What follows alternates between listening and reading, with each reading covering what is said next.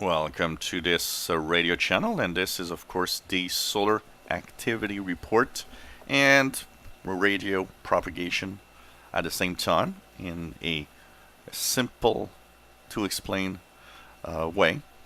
So, what did we have in the weekend? We had a very quiet weekend. If we look at the K index here, you can see that the weekend was very, very quiet. Pretty much as I expected. And this will probably continue for the next couple of days, but as the week will actually advance, things will change. And reason things will change, coronal hole that has built up here will actually have solar wind being, sent out to us in the next few days. One of the interesting thing to also expect this week, there's 2 times of the year where the Earth actually moves into what we call a transition zone in the solar wind. And we are about to cross that. And when that happens, sometimes it triggers slight geomagnetic storming.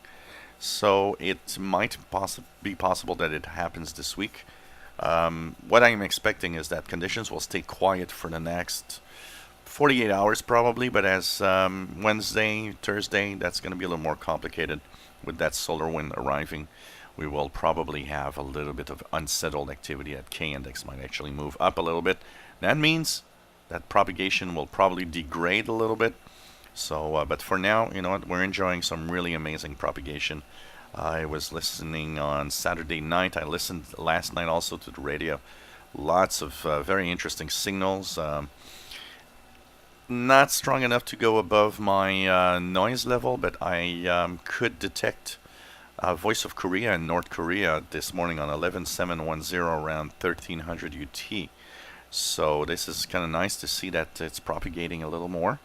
And KBS World Radio, which is what I look at when I see that we're getting into slowly into the fall in northern hemisphere. 15575 was barely giving a little signal this morning. I still don't understand why they can't change that frequency for winter propagation or something. And but for the rest, you know what? I heard Radio New Zealand 13840 was coming in pretty well Saturday night, and propagation overall seems to be quite good. Of course, we're soon to be pretty much equal day and night. It's always a great period, one of those period of times where it's interesting to see what we have in the propagation conditions and the stations that are coming through. It's very, very interesting and a very unique time that happens twice a year when that happens. So September, listen in.